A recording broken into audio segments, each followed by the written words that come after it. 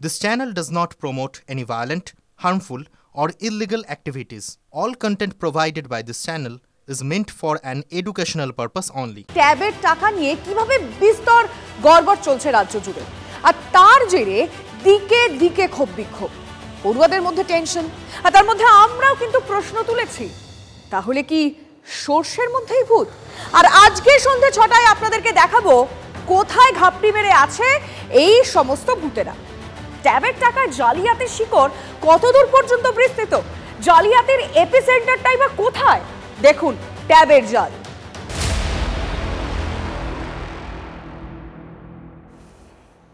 আচ্ছা, আপনাদের নিশ্চয়ই মনে আছে বছরখানেক আগে আধার তথ্য হাতিয়ে ব্যাংক অ্যাকাউন্ট থেকে টাকা তোলার চক্রের পর্দা ফাঁস করেছিল TV9 বাংলা। আমরা দেখিয়েছিলাম আপনাদের বায়োমেট্রিক তথ্য হাতিয়ে নিয়ে কিভাবে ব্যাংক অ্যাকাউন্ট ফাঁকা করে দিচ্ছিল জালিয়াতরা। আর সেই ঘটনায় পুলিশের তদন্তের সামনে এসেছিল বিস্ফোরক তথ্য।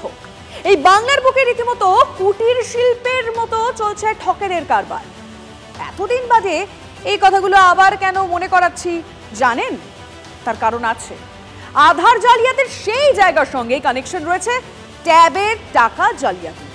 ট্যাব কেলেঙ্কারি তদন্তে নেমে পুলিশ জানতে পেরেছে হিল্লি দিল্লি বা অন্য কোথাও নয়। চমকে ওঠার মতো তথ্য এসেছে আমাদের কাছে। না, শুধু আমাদের কাছে রাখবো না, সেই তথ্য আজকে আপনাদের সঙ্গে শেয়ার করতেই হচ্ছে। আসুন আমার সঙ্গে বেশ কিছু তথ্য আমরা প্রেজেন্ট করি। কি কি তথ্য রয়েছে TV9 বাংলার কাছে? ট্যাবের টাকা উধাও হওয়ার ঘটনায় আবার সেই উত্তর দিনাজপুর কানেকশন। আর কি তথ্য? চোপড়া ও সংলগ্ন এলাকা থেকেই ধরা পড়েছে জালিয়াতরা। চোপড়া ও ইসলামপুর এই এলাকা থেকে জালে 3 ধৃতদের বয়স 21 থেকে 25 বছরের মধ্যে। মালদা থেকে পূর্ব বর্ধমান সাইবার জালিয়াতির হাত পাকিয়েছে শিক্ষিত যুবকরা। গতকাল নবান্ন থেকে ট্যাব কাণ্ডে জিরো টলারেন্সের নির্দেশ পেয়ে তৎপর পুলিশ। শুরু হয় ধরপাকড়। উত্তর দিনাজপুর ছাড়াও মালদা থেকেও গ্রেফতার হয়েছে আরো এক অ্যাকাউন্ট হ্যাক করে পড়ুয়াদের টাকা হাতানোর অভিযোগ। TV9 বাংলার আশঙ্কায় সত্যি হলো, ট্যাব কেলেঙ্কারির জাল ছড়িয়ে রয়েছে বহু দূর। কত দূর দেখে নিন। APS জালিয়াতি হোক কিংবা ট্যাবের টাকা ৯/৬, এই সাইবার প্রতারণা চক্রে বারবার নাম জড়াচ্ছে উত্তর দিনাজপুরের। কিন্তু কেন? তদন্তকারীদের সূত্রের খবর, উত্তর দিনাজপুরের চোপড়া ইসলামপুরে চলছে জালিয়াতির পাঠশালা। ইসলামপুর মহকুমা থেকে প্রচুর অল্প বয়সী ছেলেরা পরিযায়ী শ্রমিক হিসেবে ভিন রাজ্যে কাজে যায়। তথ্য প্রযুক্তি হাব হিসেবে পরিচিত বেঙ্গালুরু, চেন্নাই, হায়দ্রাবাদের মতো এলাকায় পৌঁছে যাচ্ছে তারা। অনেকেই সেখানে সাইবার প্রতারণা গ্যাংয়ের সঙ্গে জড়িয়ে পড়ছে। হাতে কলমে প্রতারণার পাঠ নিচ্ছে যুবকরা। তারপর ওই যুবকরা গ্রামে ফিরে সাইবার প্রতারণার কাজে যুক্ত হচ্ছে। সাইবার ক্যাফে, ফটোকপির দোকানের আড়ালে প্রতারণার কাজ চালাচ্ছে। চা বাগানে ঘেরা চোপড়া ও ইসলামপুর থেকে 3 জনকে গ্রেফতার করেছে পুলিশ। ধৃত আশারুল হোসেনের বাড়ি ইসলামপুরের রামগঞ্জ এলাকায়। ধৃত সাদ্দিক হোসেন ও মোবারক হোসেনের বাড়ি চোপড়ার দাসপাড়া এলাকায়। গ্রেফতারিত হতবাক তাদের পরিবারও। চা বাগানে গৃহস্থী দেখাশোনা করে, হ্যাঁ, এবং বাড়ির খেতি বাড়ি আছে। ও কি কম্পিউটার চালাতো?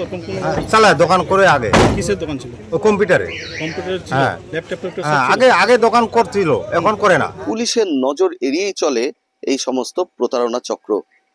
ইতিমধ্যেই 3 জনকে গ্রেপ্তার করেছে রাজ্য পুলিশ। এরপর এর পেছনে আরো কারা কারা জড়িত রয়েছে তা কিন্তু স্পষ্ট হবে পুলিশের তদন্তের পরেই। তবে শুধু উত্তর দিনাজপুরের যুবকরাই নন, জালিয়াতিতে হাত পাকিয়েছে অন্য জেলার যুবকরাও।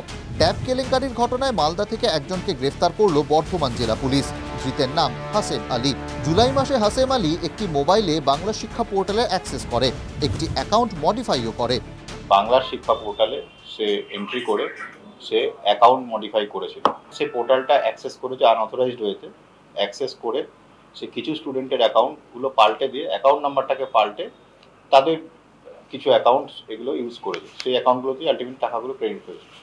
তো 28টার মধ্যে 25টায় কিন্তু টাকা হোল্ড করানো গেছে। তদন্তে নেমে পুলিশ জানতে পারে হাসেমেরও সাইবার ক্যাফে রয়েছে। তার আড়ালেই সে প্রতারণার কারবার ফেঁদে বসেছে বলে পুলিশ সূত্রে খবর। এই চক্রে আরও কেউ জড়িত আছে বলে মনে করছে পুলিশ। তাদের খোঁজেও তল্লাশি চলছে। রূপক, মনতোষ ও শুভতোষের রিপোর্ট, TV9 বাংলা। শুরুতেই বলছিলাম জালিয়াতির জাল কোথায় যে ছড়িয়েছে তা মালুম পাওয়া যাচ্ছে। মুর্শিদাবাদের সালারে ছাত্রছাত্রীদের ট্যাবের টাকা চলে গেছে বিহারের অ্যাকাউন্টে। সালারের টিয়া শান্তি সুধাদাস বিদ্যাপীঠের 15 জন পড়ুয়ার অ্যাকাউন্টে টাকা পড়েনি বলে অভিযোগ, আর সেই টাকা চলে গেছে বিহারের কিষানগঞ্জের ভুয়ো অ্যাকাউন্টে। কোনো সম্পর্ক নেই, তারা আননোন পারসন এবং এই অ্যাকাউন্টগুলো কিষানগঞ্জের।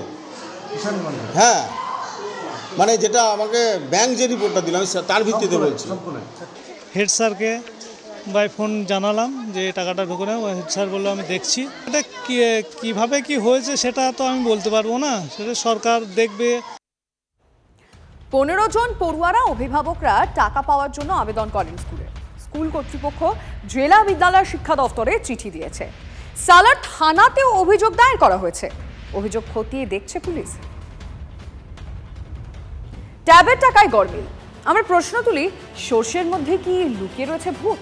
গোয়েন্দা সূত্রে কিছু খবর পাওয়া যাচ্ছে, যেটা জানা যাচ্ছে কিছু স্কুলের প্রধান শিক্ষকদের দুর্নীতিতে জড়িত থাকার প্রমাণ মিলেছে। উঠছে অন্তর্ঘাতের আশঙ্কা। স্বাভাবিকভাবেই ট্যাব কেলেঙ্কারি নিয়ে সরকারকে দুষছে বিরোধীরা। জেলায় জেলায় ট্যাবের টাকায় গরমিলের অভিযোগ। রাজ্যের এই ট্যাব কেলেঙ্কারির পেছনে উন্নত প্রযুক্তি ব্যবহার করে সাইবার প্রতারণা হচ্ছে বা সাইবার হ্যাক হচ্ছে এমনটা কিন্তু মনে করছেন না সাইবার এক্সপার্টরা। তাদের দাবি গোটাটাই ইনসাইডার থ্রেট। গোয়েন্দাদের হাতে আসা তথ্য অনুযায়ী পড়ুয়াদের অ্যাকাউন্ট নম্বর আপলোডের সময় কারচুপি হয়েছে। তার জেরেই গায়েব সরকারি প্রকল্পের টাকা। গোয়েন্দা সূত্রে খবর, অ্যাকাউন্ট নম্বরের কারচুপিতে ট্যাবের টাকা গায়েব। নজরে কয়েকজন শিক্ষক ও ডেটা এন্ট্রি অপারেটর। পূর্ব মেদিনীপুরের 34টি স্কুলের প্রধান শিক্ষকের বিরুদ্ধে আইনি ব্যবস্থা নেওয়ার সিদ্ধান্ত। ট্যাবের টাকার জন্য স্কুল শিক্ষা দপ্তরের পোর্টালে পড়ুয়াদের নাম ও ব্যাংক অ্যাকাউন্ট আপলোড করতে হয়। পড়ুয়াদের তথ্য আপলোডের দায়িত্বে স্কুলের ডেটা এন্ট্রি অপারেটরেরা। অভিযোগ, আপলোডের সময় অ্যাকাউন্ট নম্বর বদলে দেওয়া হয়। অ্যাকাউন্ট নম্বর বদলের জেরে অন্য অ্যাকাউন্টে টাকা চলে যাচ্ছে বলে অভিযোগ। এটাকে স্পেসিফিক্যালি বলে ইনসাইডার থ্রেটস। মানেই হচ্ছে ভেতর থেকে কেউ সোজাসুজি ডেটার মধ্যে ঢুকে ডেটা চেঞ্জ করে দিয়েছে। এমন একটা জিনিস যেটাকে আটকানো খুব মুশকিল। আমি বললাম আপনাকে, ঘরের শত্রু বিভীষণ। তবে শুধু জালিয়াতি বা কারচুপি নয়, ট্যাব তদন্তে নেমে প্রকাশ্যে মানধাতা আমলের সিস্টেমকেই দুষছেন গোয়েন্দারা। ট্যাবের তদন্ত করতে গিয়ে প্রকাশ্যে এসছে রাজ্যের সামগ্রিক আর্থিক লেনদেনের জন্য ব্যবহার করা যে software integrated finance management system বা IFMS। প্রায় 1 যুগ আগের তৈরি এই সিস্টেম বর্তমানে কার্যত অচল, এমনটাই গোয়েন্দাদের দাবি।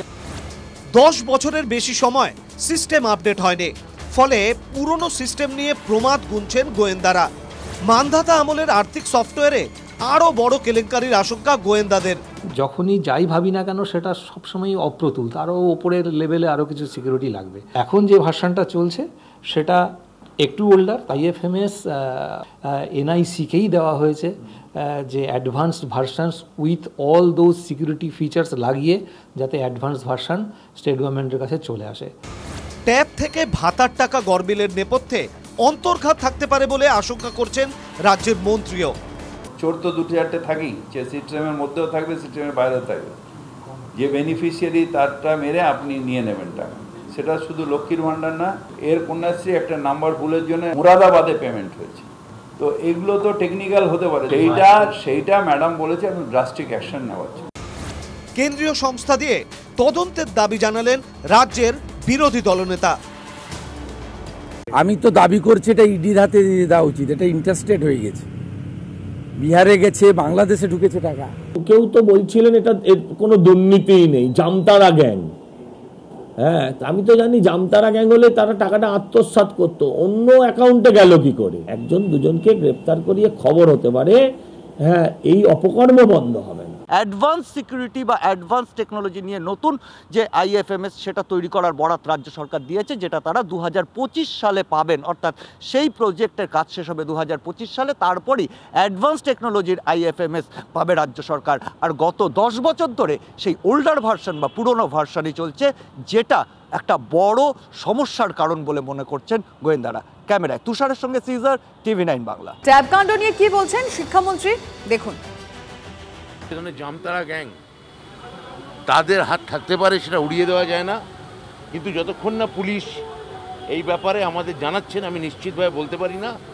কিন্তু একদিকে পুলিশ এবং একদিকে এনআইসি এবং একদিকে স্বয়ং চিফ সেক্রেটারির এটা নিয়ে তদারকি এবং মুখ্যমন্ত্রীর গভীর উদ্বেগ এবং নির্দেশ, আমার মনে হয় ইতিমধ্যেই বেশ কয়েকজন অ্যারেস্ট হয়েছেন। আগামী দিনও প্রত্যেকেই যারা এই ধরনের কাণ্ড ঘটাচ্ছেন, বাইরে থেকে হোক ভেতর থেকে হোক, তারা ধরা পড়বেন।